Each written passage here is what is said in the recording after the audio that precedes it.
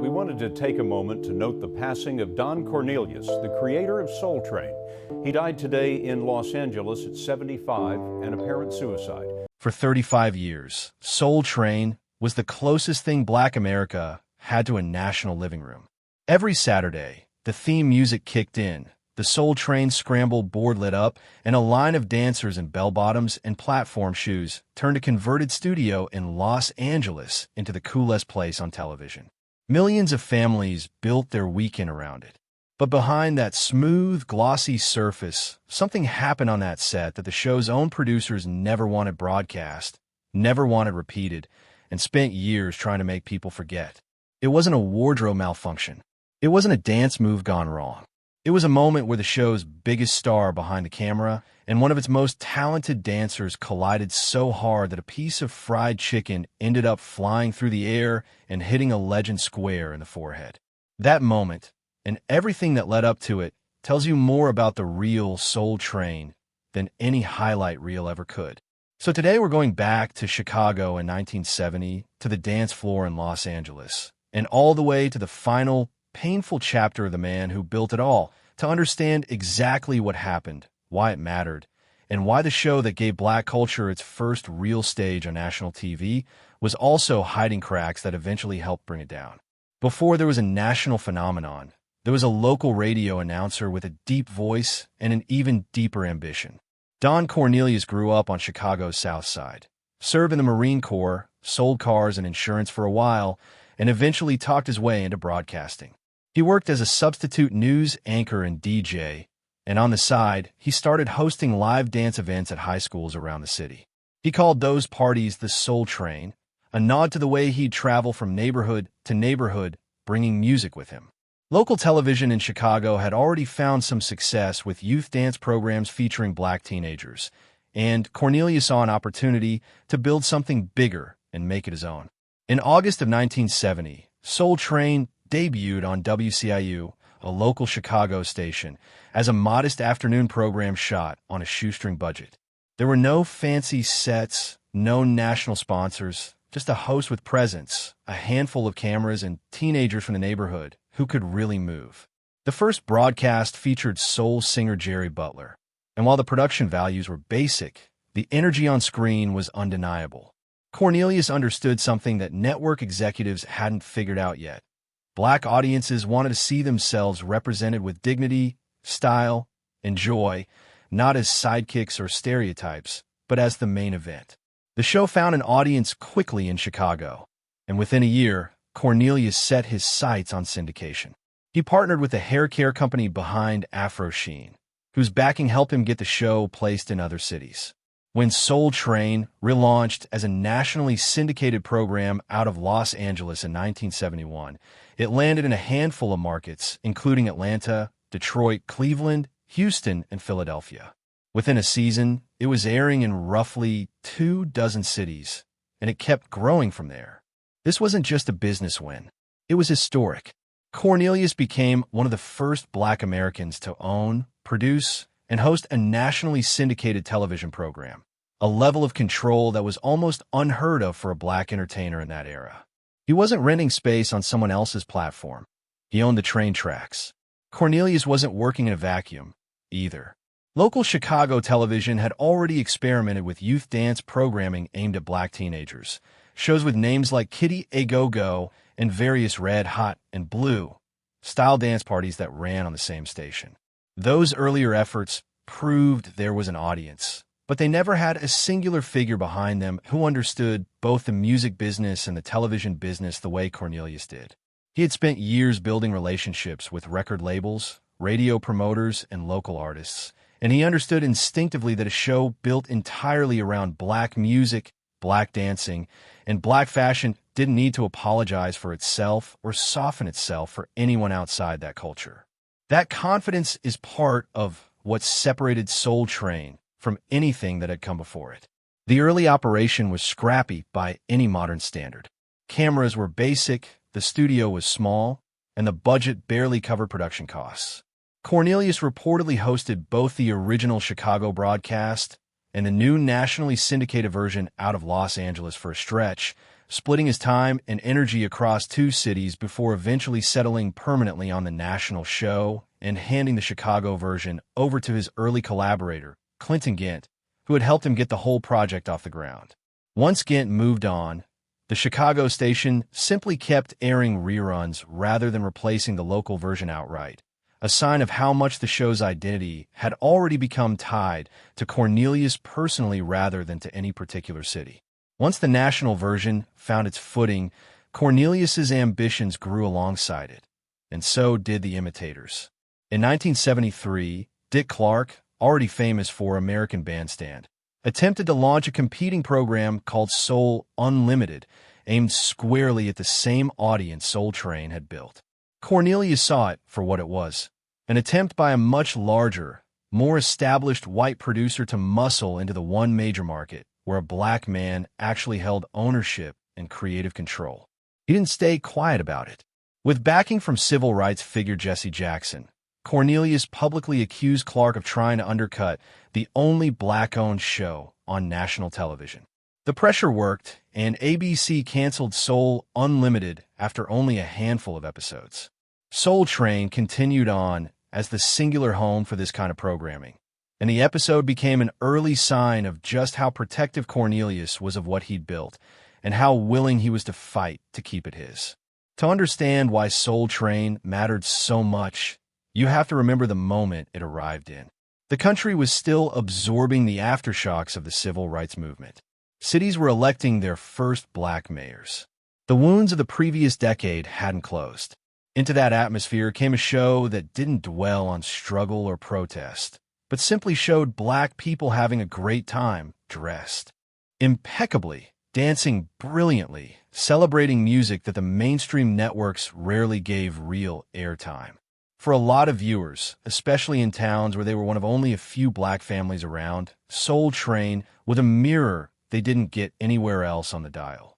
Writer Nelson George, who later authored a definitive history of the show, has described watching it religiously as a kid in Brooklyn, first on a small black and white television and later in color, then trying to recreate the dance moves at school on Monday.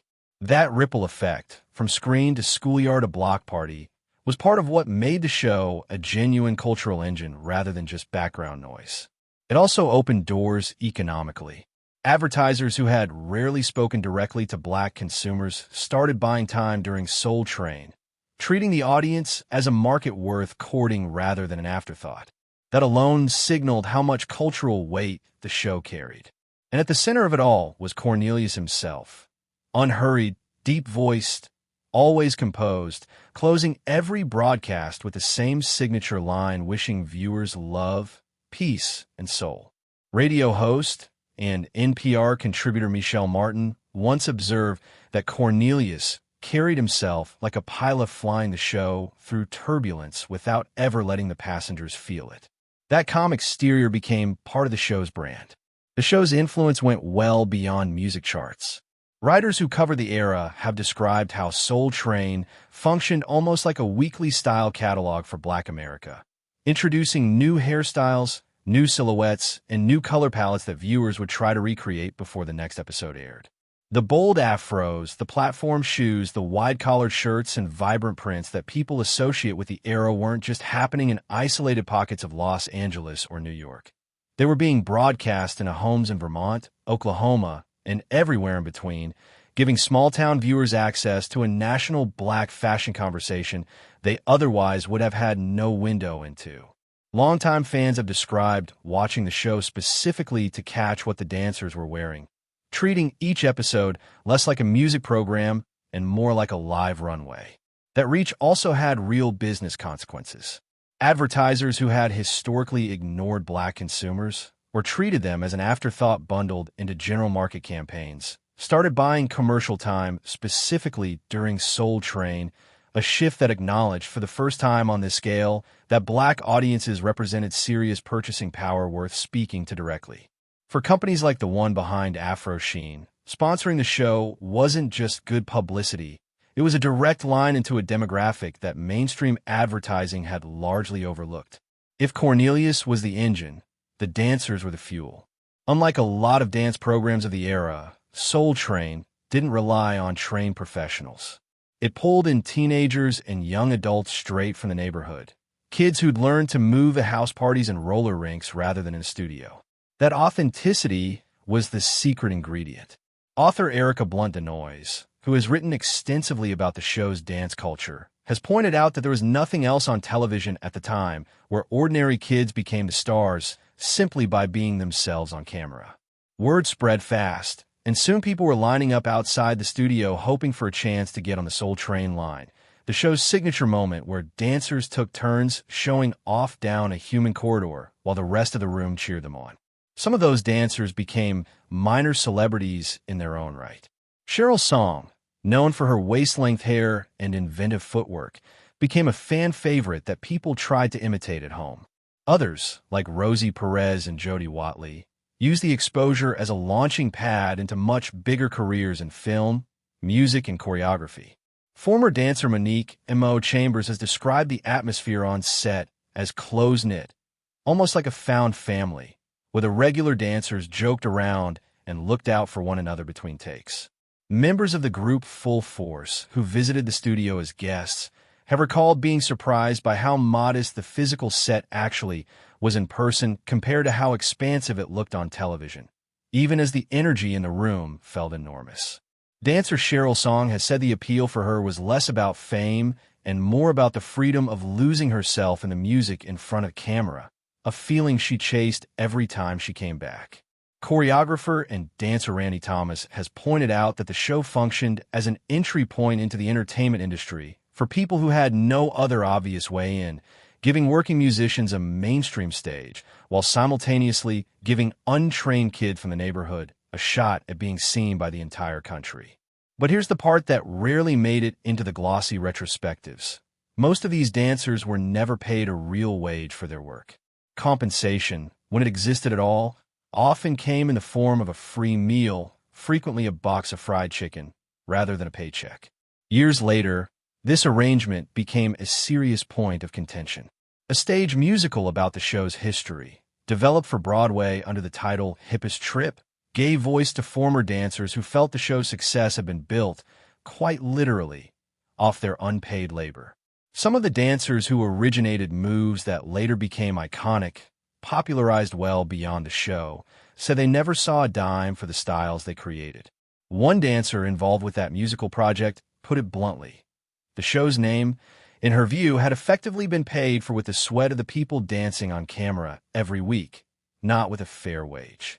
That tension between glamour on screen and exploitation behind the scenes didn't stay hidden forever, and it collided most vividly in a single, chaotic moment between Cornelius and one particular dancer who wasn't willing to simply go along with whatever he wanted.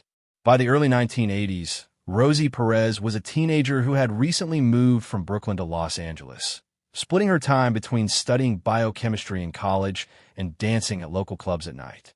She was spotted at a club, invited to appear on Soul Train, and quickly became one of the show's standout dancers, known for bringing raw, hip-hop-infused East Coast movement into a show that had, up to that point, leaned towards smoother, more traditional soul choreography. Cornelius, according to Perez's own later accounts, wasn't fully comfortable with her style.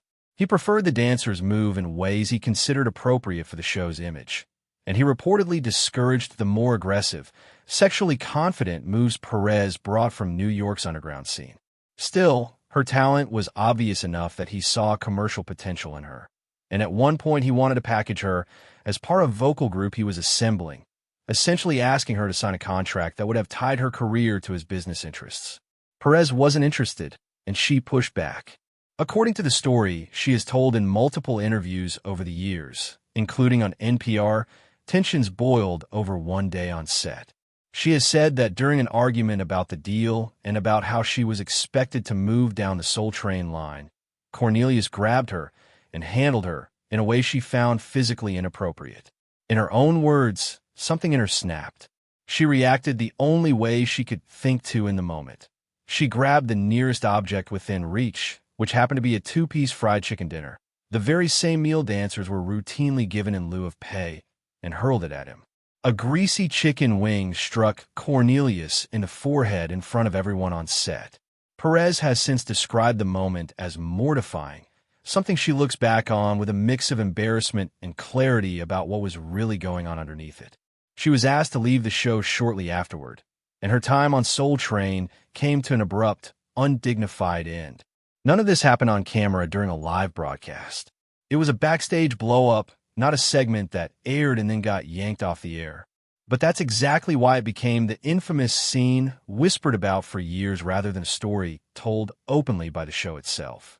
There was no tape to leak, no clip that could circulate the way modern viral moments do. The only record was the memory of everyone standing on that studio floor. And later, the recollections Perez herself chose to share decades afterward once she'd become a respected actress with the standing to tell her own story on her own terms.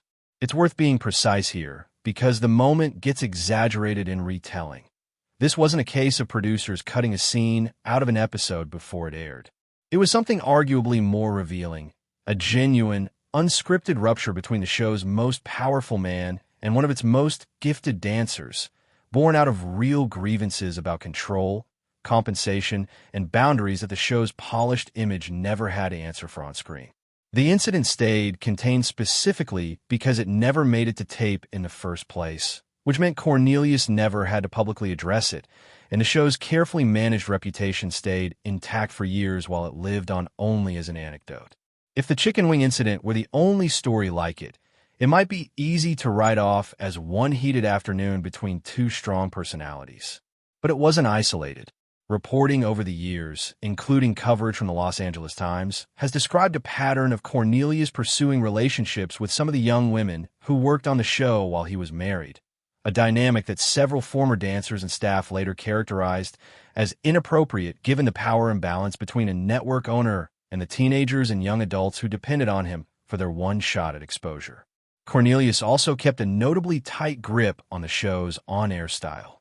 He was known to make performers redo segments if their lip-syncing wasn't convincing enough, and he set clear limits on what kind of dancing he considered acceptable for broadcast. Some dancers have said they felt pitted against each other, competing for the best camera positions and the most time in the spotlight, in an environment where the difference between being seen or being invisible on national television came down entirely to Cornelius's approval. None of this erases what Soul Train accomplished. It gave a real, national platform to black musicians and performers who had almost nowhere else to go on network television, and it gave regular kids from regular neighborhoods a shot at being seen the way movie stars were seen. But it existed alongside a workplace culture where a powerful man held enormous, largely unchecked control over young people's careers, bodies, and paychecks, and that imbalance occasionally erupted into moments the show never wanted the public to know about. It's also worth pointing out just how unusual Cornelius's level of ownership was for the era, because it's part of what allowed these dynamics to go unchecked for so long. Commentators have compared his position to that of Desi Arnaz on I Love Lucy, one of the very few performers of an earlier generation who managed to own the show he starred in rather than simply appearing in it. For a black man to hold that kind of ownership over a nationally syndicated program in the 1970s was almost unheard of, and it gave Cornelius enormous leverage, not just over sponsors and distribution deals, but over every single person who worked in front of his cameras. Writer Hanif Abdurraqib has described Cornelius's business approach as fundamentally protective, driven by a constant question of how to keep what he'd built firmly under his own control.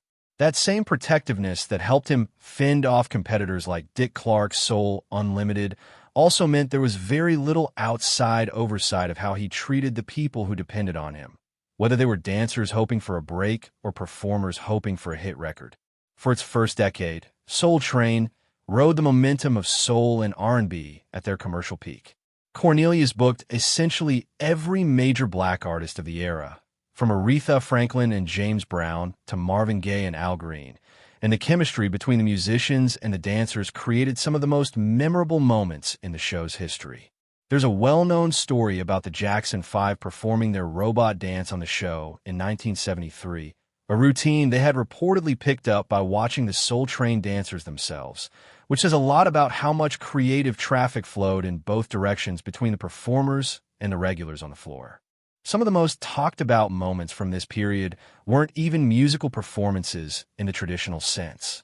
There was an episode where Marvin Gaye simply sat down among audience members and talked with them casually, the way someone might chat with a neighbor on a porch, a moment writer Hanif Abdurraqib has pointed to as proof that Cornelius had built an environment where even major stars felt comfortable dropping the performance persona entirely. Al Green's appearances carried a different kind of weight entirely. Author Erica Blunt Denoise has described the feeling of watching him perform as something closer to a religious experience than a pop broadcast, the kind of moment that made viewers stop whatever else they were doing and simply pay attention. James Brown's appearances brought their own electricity, and in one frequently recounted exchange, Cornelius told Brown directly that he remained the hardest-working man in music, only for Brown to deflect the compliment by joking that he was mostly just trying to keep pace with the dancers, before the crowd erupted for the Soul Train regulars themselves. Moments like these are part of why so many musicians consider an appearance on the show a genuine milestone rather than just another promotional stop. But musical tastes evolve, and by the 1980s, hip-hop was rising fast, eventually overtaking soul and R&B as the dominant sound in black popular music. Cornelius, by his own admission in later interviews, never fully connected with the genre. He's on record saying some of the more aggressive, politically charged hip-hop acts of the era, groups like Public Enemy, genuinely unsettled him, and that the culture surrounding hip-hop felt foreign compared to the smoother soul tradition the show had been built on. He kept booking rap artists because the audience demanded it, and because ignoring the biggest thing happening in black music would have been commercial suicide. But there was a visible generational gap between the host and the sound increasingly dominating his own show. That discomfort showed up in small ways throughout the 1980s and early 1990s. Friction over dance styles that leaned harder into the explicit, sexually confident movement associated with East Coast hip-hop culture, disagreements with dancers and choreographers about what was appropriate for broadcast, and a growing sense among some staff that Cornelius was steering the ship using instincts that had worked beautifully for soul music, but fit less naturally with what was coming next. In 1993, after 22 years behind the microphone, Cornelius stepped down as host, staying on as an executive producer while a rotating cast of new hosts, including comedian Mistro Clark, actor Shamar Moore, and Dorian Gregory, took over hosting duties. None of them managed to replicate the specific chemistry Cornelius had built with the audience over 2 decades. Writer Hanif Abdurraqib, reflecting on this period, has noted that none of the later hosts were, or could be, Don Cornelius, and that once he left the chair, the show spent years searching for an identity it never fully found again. By the mid-2000s, Soul Train was a shadow of its former self. Ratings had dropped well below the level any network would consider viable. Many of the stations still airing it were smaller independent affiliates rather than major network outlets, and a lot of them had shuffled the show out of its prime Saturday afternoon slot into much less visible late-night hours, making it harder for even loyal fans to keep up. The show stopped producing new episodes after the 2005 to 2006 season, quietly transitioning into a clip show format built around archival footage from the 1970s and 1980s, rebranded as the Best of Soul Train. It was a soft ending rather than a dramatic cancellation, the kind of fade-out that leaves long-time fans mourning something that technically just stopped showing up rather than something that was formally shut down. Compounding the ratings slide, Tribune Entertainment, the company handling the show's distribution deal, announced it was closing its syndication operations in 2007, leaving Soul Train without a reliable path to get in front of viewers at all. Cornelius scrambled to find a new distribution partner, eventually striking a deal with another media company. But by then, the cultural moment that had carried the show for 3.5 decades had largely moved on to other formats, other platforms, and other ways of consuming music and dance content entirely. Underneath all of this, the tensions that had simmered for years, over pay, over control, over the uncomfortable dynamics between Cornelius and some of his dancers, had never fully been resolved. They didn't single-handedly kill the show, but they contributed to a broader sense that the Soul Train model, built around one man's near-total ownership of the brand and its talent pipeline, had become harder to sustain as the media landscape and cultural expectations around workplace conduct kept changing. There's also a generational disconnect playing out at the exact same time on a completely different front: how audiences access the show's history at all. Cornelius had always guarded the Soul Train archive tightly, resisting fan uploads of classic clips and blocking unauthorized sales of old episodes on formats like VHS and later DVD. That instinct made sense from a business standpoint. It was, after all, footage he owned and had every legal right to control. But it meant that as younger viewers increasingly expected to find every piece of pop culture history instantly available online, Soul Train clips were comparatively hard to find, cutting the show off from exactly the kind of organic rediscovery that helped other legacy programs find new audiences through the internet. A show that had once been appointment viewing risked becoming, for a new generation, something they'd only heard about secondhand rather than something they could easily go watch for themselves. What happened to Cornelius personally in the years after he stepped back from the spotlight adds a heavy layer to this story. His marriage